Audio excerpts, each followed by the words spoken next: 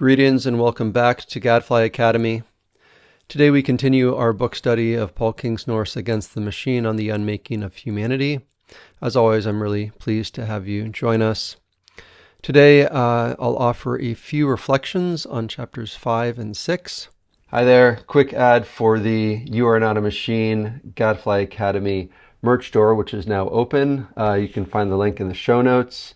We have t-shirts like this one. We have You Are Not a Machine magnets for your car and for your refrigerator. Hoodies. This is the back of the hoodie, front of the hoodie. They're good quality, and they look really good, I think. Here's another t-shirt. This is the other t-shirt style. It's just got the front on the front of the t-shirt. And here's another hoodie, different color. We also have lighter colored hoodies. So all sorts of great stuff. Coffee mugs, hats, etc. So if you are looking for Christmas gifts for the tech skeptic in your life, the merch store is the place to go. And if you want to support this work too. Take care. Enjoy the rest of the video. In chapter 5, Kingsnorth looks at some of the effects of capitalism on the modern world and on the growth of the machine. So here's a quote from chapter 5. This is a story from 17th century England. It is also a story from 19th century Africa and from 18th century South America and from 20th century Indonesia and China and continental Europe. It is a story that is currently playing out in real time in northern India. It is the story of enclosure, the systematic concentration of land and resources in few hands, and has been one of the basic building blocks of the machine's rise in dominance since the pyramids were built.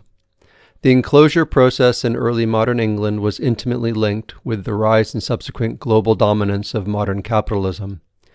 Taking away people's, quote, comfortable partial independence, end quote, and substituting it with the, quote, precarious condition of mere hirelings, end quote, has been the working basis of machine capitalism worldwide since the 1700s, end quote.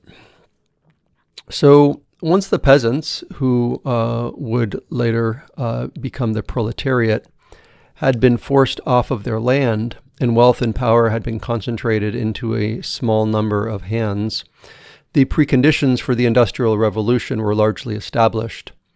It's important to remember that the opposite of capitalism is not necessarily Marxism, socialism. There are many different ways to organize labor and governance, including subsistence economies, gift economies, commons-based systems, steady-state systems, and so on. And the capitalism and democracy that we know in the West is simply one of them. As such, it's worth taking an honest look at the history of modern capitalism, how it was built, what it replaced, and whether or not humanity is better off because of it. I'm not foolish enough to attempt to tackle all of this in one installment, however, so I will confine myself to a few observations for now. One of the great difficulties in conversations concerning things of this nature is that there is no agreed upon definition of what it means to be better off. From a utilitarian and materialist perspective, one could argue, and most modern folk do, that humanity as a whole is better off now than we were at the beginning of the Industrial Revolution. We are biased, of course, because we are advocating for the only world we know, and when we contemplate a less comfortable way of life, it's difficult for us to imagine that the people of the pre-industrial revolution world could possibly have been better off than we are. The problem, of course, is that we are the ones framing the conversation according to our criteria and our understanding of how the world works in our hierarchy of values. The reality is that trying to determine whether or not we are actually better off than our ancestors is a fool's errand. There is no way to truly answer it except perhaps according to a very narrow group of criteria. What we can usefully consider are the negative and usually unforeseen consequences of capitalism as it has developed in the modern world. We live according to a series of modern myths that do not serve us or the world we live in very well.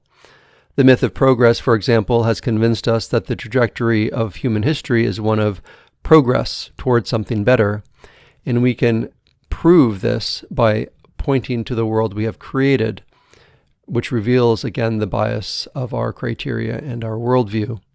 If the world is progressing, then there is no real need to change the path that we're on. The problem, of course, is that we know that there is a problem with the path that we're on. We are a rapacious people, unnecessarily overconsuming and wasting natural resources at an unsustainable rate. This is one of the main reasons that there is talk of terraforming Mars. Rather than focusing on living within our means, one solution, so-called, of modern capitalism is to colonize other planets where we can continue our overconsumption. Capitalism as we know it is certainly better than Soviet-style communism. That said, we can do better. As Kingsnorth noted in Chapter 4, quote, "Growth has long become an end in itself, long divorced from any means. And as the wilderness writer Edward Abbey once pointed out, quote, growth for growth's sake is the ideology of the cancer cell," end quote. So capitalism bears within it this myth of infinite growth, and it is one that each of us can resist with the way we choose to live our daily lives. Buying local is not only usually a healthier choice, but it's also a more ethical choice. Similarly, living more simply and learning to be content with one's clothing, one's aging car, etc., is a virtue that, if enough people practiced, could change the shape of the future and undermine the myth of infinite growth. In Chapter 6, Kingsnorth addresses the myth of reason, the characteristically optimistic modern and romantic idea that if we could just strip away the accretions of history and superstition, that a virtuous and just society could finally be built. The following is Kingsnorth's response to the techno-optimism of Jeff Bezos. Here's the quote. "It's always worth spending time with the unquestioned assumptions in passages like this. Here, for example, we see that our lives are, quote, ever improving, that there is a universal, quote, we in the, quote, developed world that can be, quote, improved with more, quote, growing, that the entire world wants to enjoy the American liberal capitalist lifestyle, that, quote, we can trust people like Jeff to, quote, make this planet better, that 1 trillion people is more, quote, interesting than 7 billion, that 1,000 Mozarts is a good target to aim for. Jeff doesn't say what we would do with all these extra Mozarts. Do we need that much classical music?" End quote.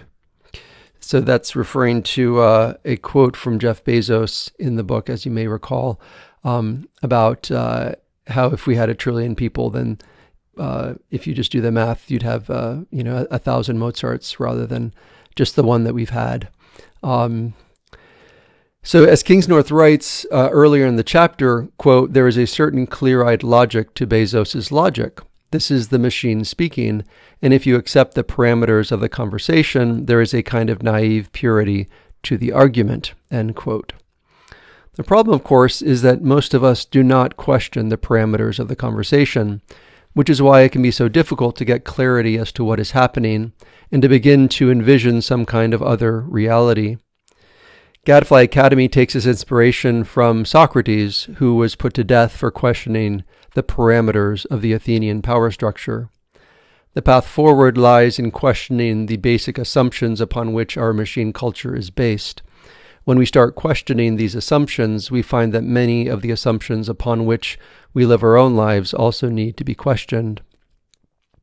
Using the same machine logic against itself, one might ask the question, if we'd get an extra 1,000 Mozarts, wouldn't we also get an extra 1,000 Hitlers, or Stalins, or Oppenheimers with their nuclear bombs? Machine logic is that bigger and more is necessarily better, but each of us knows that in the real world, bigger and more is not always to be preferred. Here's another quote from Kingsnorth. Reason, rationalism, individualism, market values, the rejection of the past, the framing of custom and history as obstacles, the idealization of progress and perpetual renewal. Jeff Bezos would recognize all of this and perhaps nod in vigorous assent. In the turmoil of the early 1790s, the new French elite were laying the foundations of the world we inhabit today. End quote. Because we were born into a post-revolution world, it can be difficult to appreciate the consequences of the revolution and the changes that they brought about. The reality, however, is that we were born into a world that has already torn up its own roots. If we feel unmoored, it's because we have been unmoored since birth. We are living in the twilight of Christendom on the vapors of what was once a vibrant and cohesive, albeit flawed society. I was asked in our last live stream, once we see the problem, what can we do to make things better? I will admit I struggled to answer that on the fly. It is not an easy question to answer. One of the many difficulties with trying to make things better is that the situation we find ourselves in is one that has been hundreds of years in the making.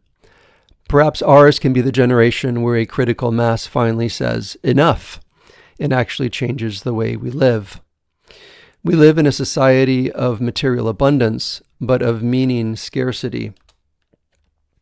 One of the first steps in the process is to clarify our values, and then to reprioritize our lives in such a way that we increasingly live according to these values. Here are a few things to keep in mind as one ponders the path ahead. 1. It will be a long, multi-generational process. It took us generations to get into the mess in which we find ourselves, and it will take us generations to get out of it. The path forward is one that will require patience, faith, and a clear vision. 2. It won't be easy. We are and will be swimming against the current. The first place that we will find it difficult is within ourselves. It's difficult to commit to and to live a countercultural life. In addition to the inner struggle, even those who share our vision will have their own inner struggle, which brings us to point number 3. Nothing good comes from coercion. Real love cannot be coerced, and deep inner change cannot be coerced. It's important to humbly acknowledge one's limitations and weaknesses while still striving towards one's ideals. There is therefore no place for inner coercion or for outer coercion. The traditional family structure provides a vision for this. In a healthy family, there is a tension between the individual and the community. Ultimately, each member of the family must have the freedom to choose or to reject their family. If we reject community, however, we should expect nothing other than the loneliness of individualism. 4. We can't do it alone. Humans need one another. That said, life in community is incredibly difficult and requires patient, virtuous people for community life to thrive. Frivolity and irresponsibility thrive in individualism, but just as they rot a person from within, so they rot a community. And lastly, 5. You catch more flies with honey than with vinegar. It's more effective to show people than to tell them. The greatest work each of us can do is within ourselves and then within our local community. If a small group of people is able to build something beautiful that incarnates a communal life inspired by non-machine values, this is much more likely to attract people than bare abstract ideas. So that's it for my reflections this week. Again, I hope you're enjoying Against the Machine. I'm really pleased to have you along for the ride. I look forward to connecting with you moving forward. As always, please join us on Thursday evenings at 7:30 p.m. Eastern Standard Time for our live stream on the Gadfly Academy YouTube channel. I am now also live streaming on Mondays at 7:30 p.m. As well. On Mondays, I'm doing what I refer to as a thematic book study, where I look at theological themes inspired by my reading of Kingsnorth's book. Finally, for a limited time, you can purchase Gadfly Academy and You Are Not a Machine merch in time for Christmas. Again, it is going to be a limited time. I will close down the store in the next month or so. So the sooner the better. If you want to put in an order, we've got t-shirts, hoodies, coffee mugs, hats, and more great gifts for the tech skeptics in your life. And as always, if you haven't already, please sign up for the updates and download the How Did We Get Here reading list link in the show notes. Have a great weekend, and we'll see you again soon. Take care. Bye-bye.